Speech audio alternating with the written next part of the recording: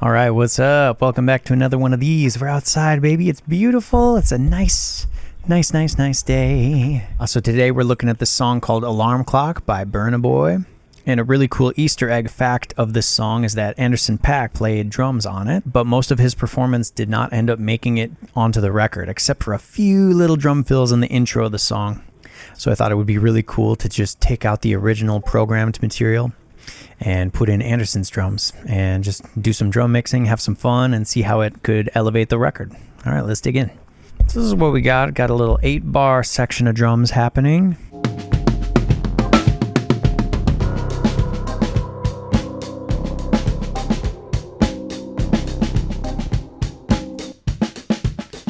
Pretty sweet. Sounds like we got a kick mic, kick in,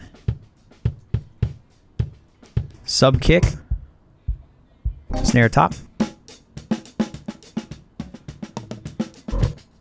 snare bottom, obviously, mono overhead, hi-hat, rack tom. Let's hear these toms. Man, that is so smacky and fun. All right, right off the bat, I want to just select this head to tail point, and I just want to balance out the kit. So let's just, let's bring all the faders down. And I usually just start with the overhead because that's giving us just the overall kind of image of what the drum set is going to be doing, and then I like to bring in the close mics around it.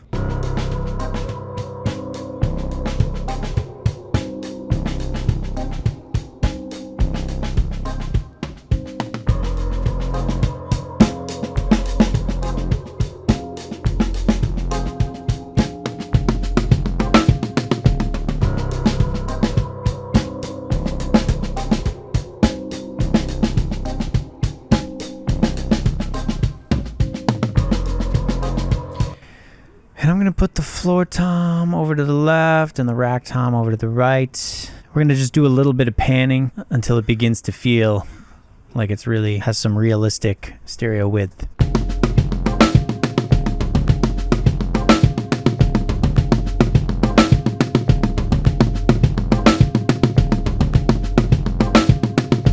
I think the first thing I would usually do is dig in and mute out some of the bleed from the toms. Just going to do that here.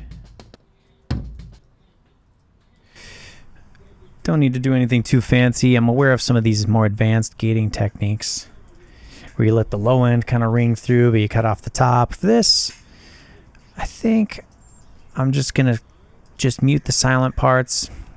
I think that's going to work for this type of thing. Okay, we'll just get in, give it some batch fades. It's really nice.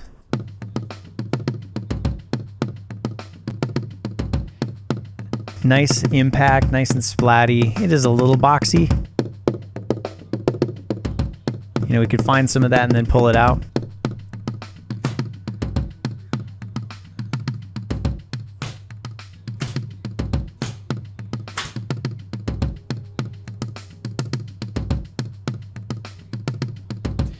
Definitely hear some sort of, it sounds like the microphone capsule itself is actually overloading. There's a little bit of a clipped sound in there. And he's just really hitting those hard. I want to know what it would sound. Sometimes clipping with like a Neve style like the Model N can really reduce the transient and increase some of the sustain and also soften the top end to just give it kind of more of a warm sound. Let's try on the floor tom with that too.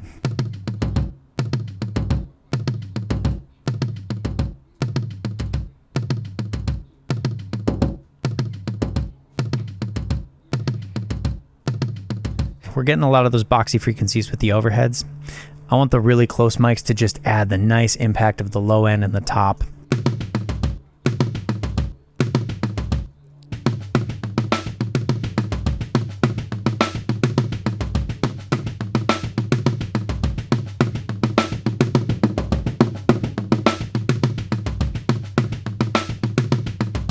That is such a groovy fill, man. Wow.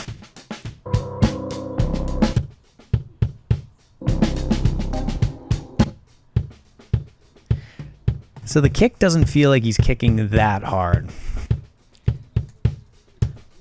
I would definitely be inclined to push that just a little bit.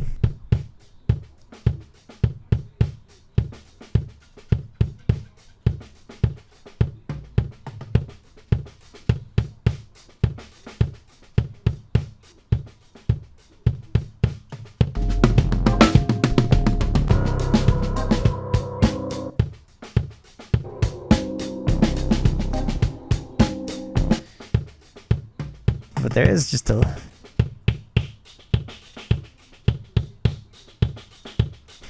I really hate clicky upper mids on kick drums. Like, hate it with a passion. The Audix D6 is like just the pinnacle mic for presenting that kind of thing. The AKG D112, the Egg, kind of did a similar thing in a way more subtle way. But like, I hate that. You know, as soon as you cut it, though, you say, well, man, it's dull. But you know what? We can just reposition where we want to focus the top end. We can go a little higher. We can go a little higher. We can also...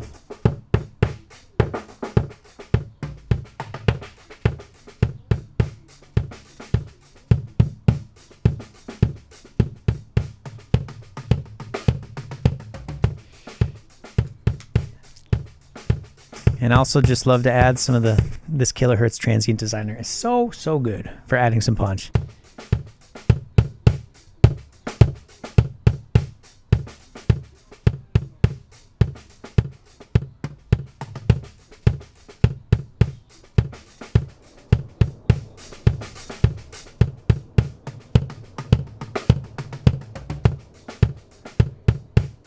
Oh, interesting.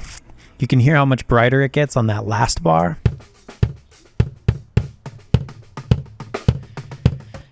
That's bizarre. So what we can do there is bring up our clip effects window and just automate some EQ in just for that section.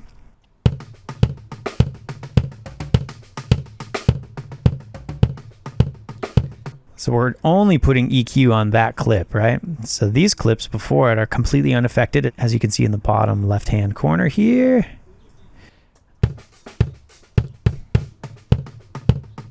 Oh man, that's just really...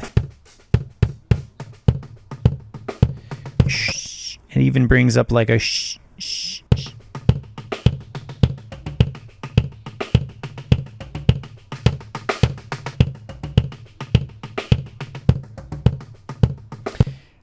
So we're just gonna do just a little of each so we can really try to match it and get it consistent.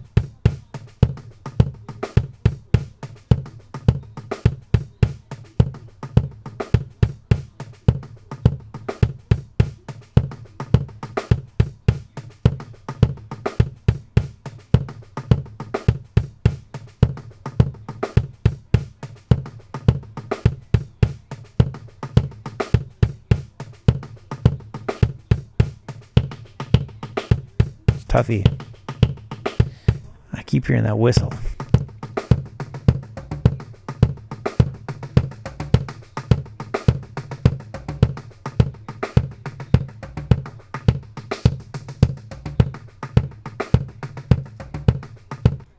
Okay. I'm kind of getting lost in the weeds, y'all. Sometimes that'll happen. We obsess over little things that maybe might not even matter in the context of the song. Let's keep on listening through.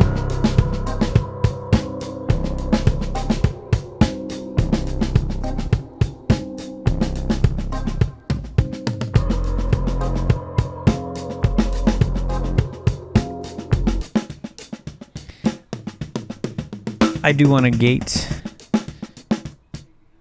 I want to just be able to tighten up the hits. I want when I turn up that snare fader, I want it to only control the snare. I don't want to get all the hi-hat and the extra stuff out of there. So we're going to gate a little bit of that out. We don't have to hard gate it, but you're going to see.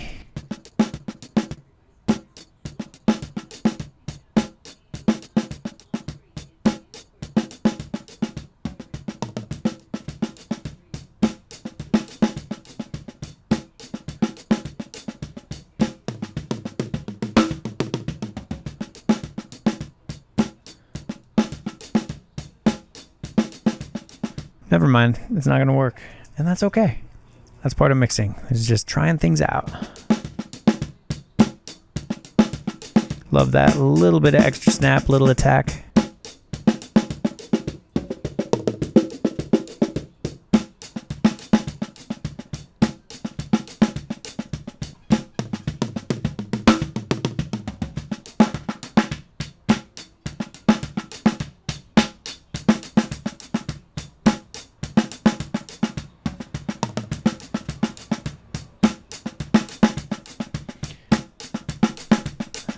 I'll try a little.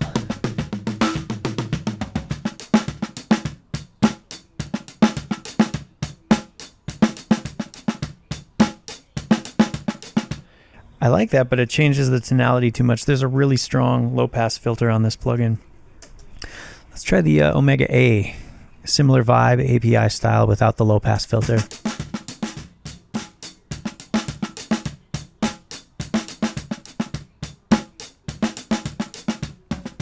That's the sauce. I want the transient designer after the preamp though now.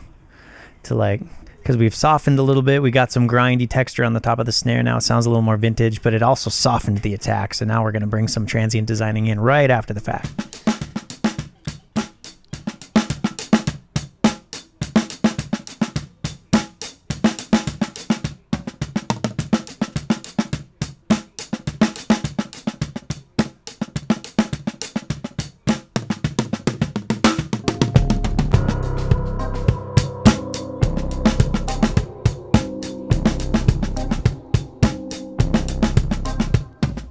You know what? I wish I had that super smart Sonox gate or some of those cool new modern drum gate plugins, but I just don't.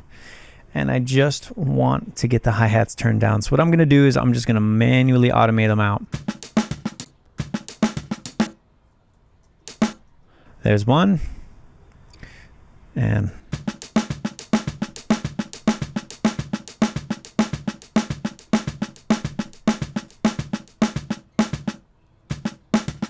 because the hi-hat hits are just a little too loud. And some of them have kicks in there, so I'm not going to take them all out.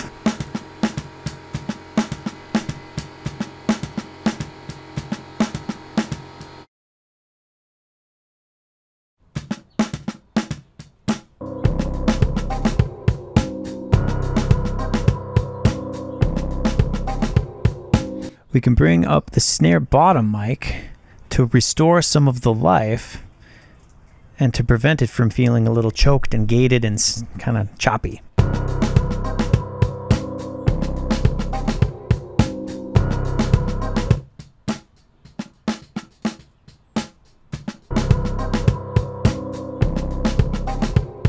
We'll go through and do a couple more. All right, we'll give them all a fade.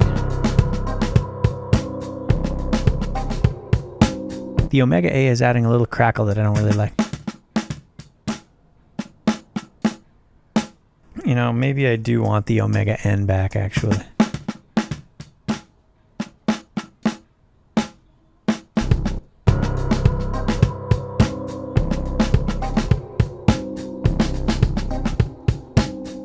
And for this snare bottom, I'm hearing just a lot like shh, shh, shh. You really got to EQ out a lot of the upper mids to get those things to behave and be kind of sweet and smooth and present and sounding like a nice bright snare without all the yucky. That shit.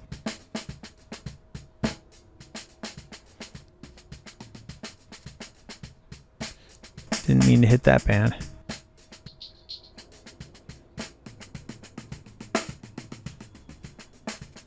That's nice.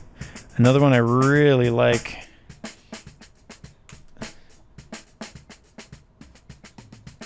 Bomb Factory 76 is so fast. So sometimes if you have a snare bottom mic that's just too quick, like the snare wires are just, and you're not getting enough sustain, you're not getting enough top end crack to cut through a mix, you can actually you can compress with this compressor and you can get this just nice sustained kind of just longer sounding snare.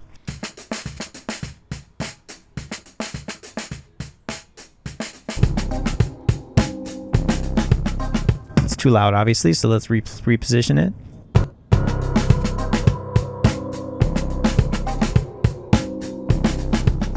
bypassed.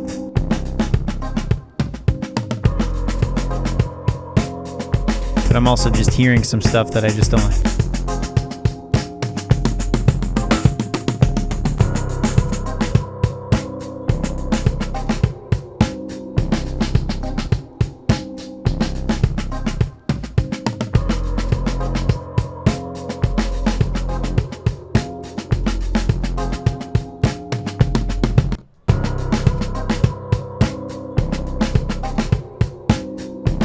All right, let's hear it without the bomb factory.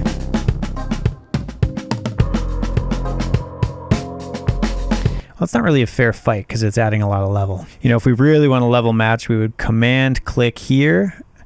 Okay, let's get peak level here without the plugin is negative 15.7. Let's reset that now by clicking on it.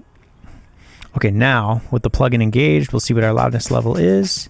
17.7. Let's come up a couple dB. Oh, we got to come down a little bit.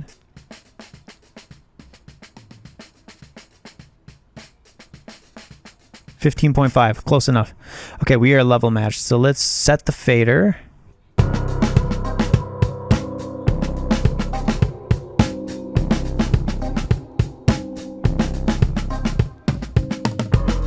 And let's find out if it's really making it better. Before. After.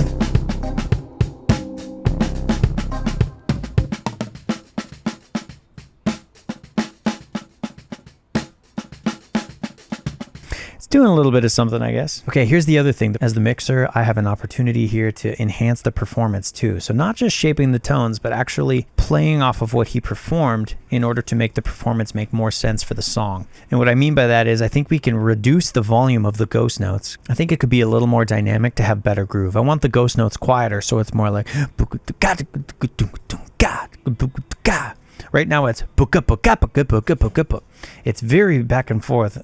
And the velocity of those ghost notes with his left hand is too hot. So I don't know if they were like compressing it too much on the way in or what it might have been, but we can go through and just actually drag those down onto a brand new track. So everything that's not a main hit, we'll call this snare top, and then right below command down to get to the next label we go, we'll call it ghost. So we're going to keep all the ghost stuff, and then all the major hits are going to be up here.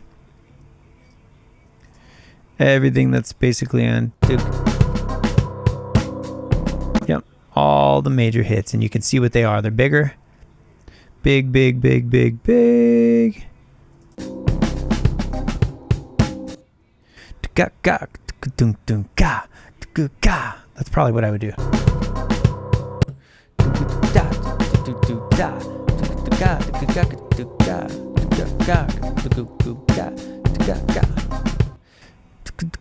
Actually, yeah, maybe I would only emphasize two of them.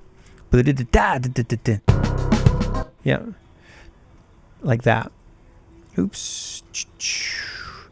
And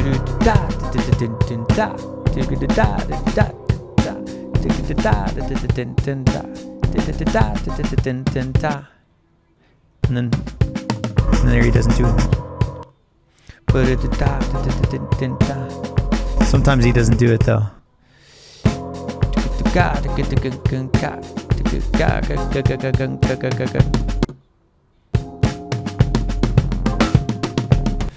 So then now we can turn the ghost channel down.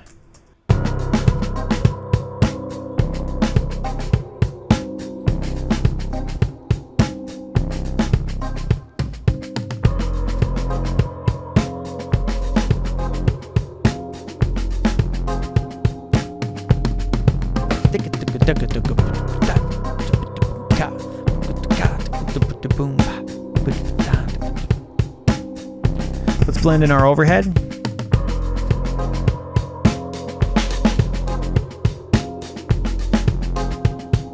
And there's some yuck frequencies in the upper mids of these overhead.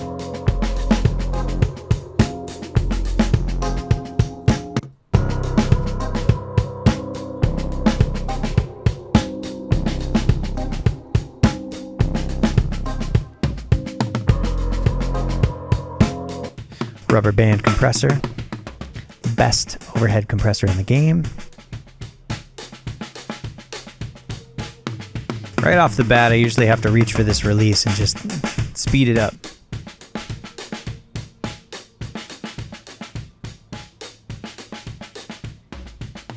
God damn.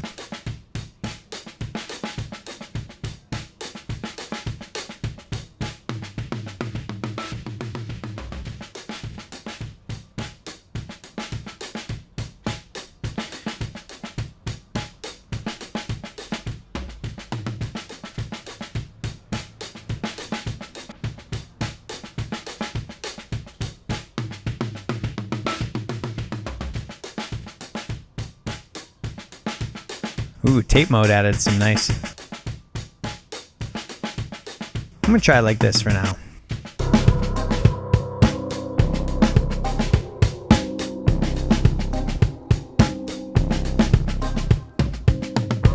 You know, now we can experiment with just adding a little bit of beef to the snare, but I just want to add some impact in the low end. So we'll hit this guy, but only the green band, which is just attack.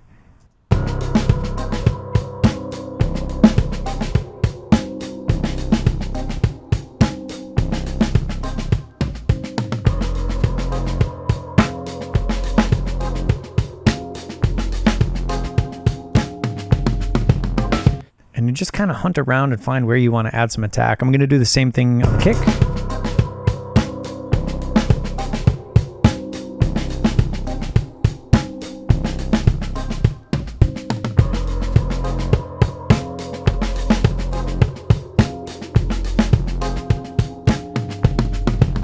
Honestly, I think it was working. I think what we had was working. We could try adding a little...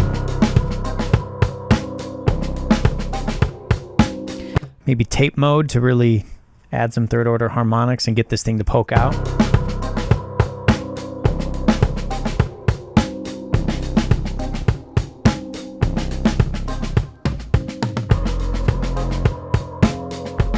And then our sub kick, maybe more of the sub kick.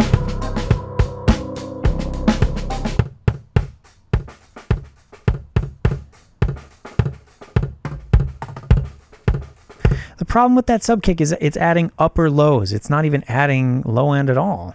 We're going to add another one called JR Sub. Pull up Subloom. I mean, you guys see the ads for Subloom all the time, but like this is truly the intended, this is the use case. This is exactly what I'm using this thing for. Set our trigger right off the bat. We'll start at like 50. Get our length, you know, that would be too quick. It's also it's still too high. In 40 is too high, man. It's too long.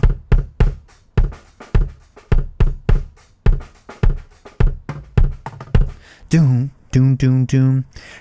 You know, I don't go based on key because I don't know what the key of this song is.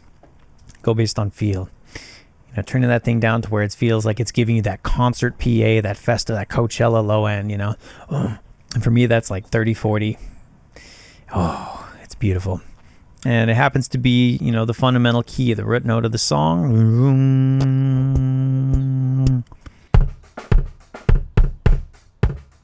Let's hear it with the kit, because I might be going overboard. Usually I do. Usually I have to revert back and correct myself. Let's see how we're liking that. I'm going to bring that fader in now.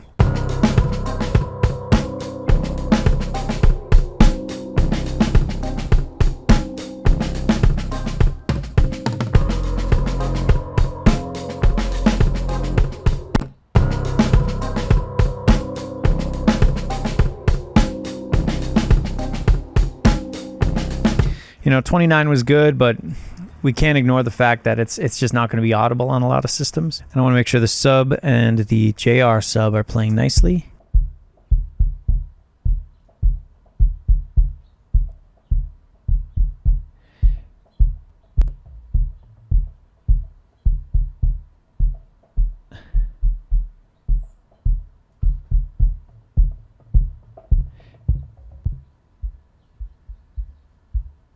Yep. I'm just going to pull the subs out of that thing completely so that we don't have any sort of phase issues. So now we kind of have a low, medium, and a high. We got a kick that's doing our mids and top end. Let's just really pushing. And trying to add low end to that kick just doesn't work at all. So then we blend in the sub kick.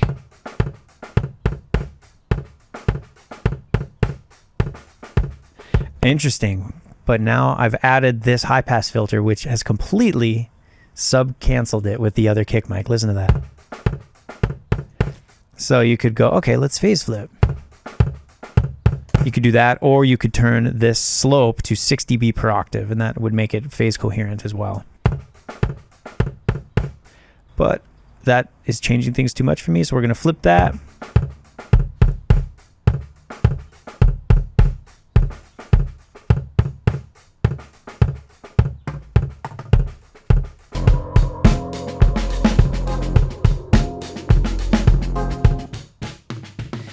These hi-hats still, or this overhead still has some nastiness.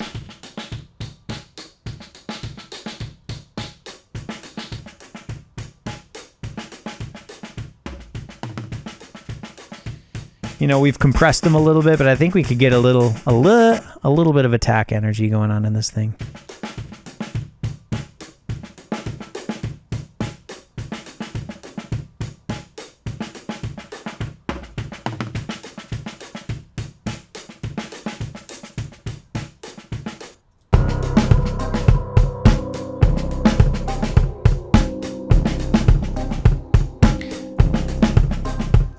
Relabeling that Snare B so we know what it is.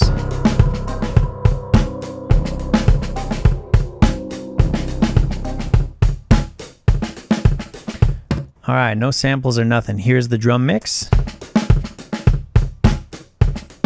And here it was before. Weak and soft. Let's hear it in the mix. Here's the drum mix now. And here it was before.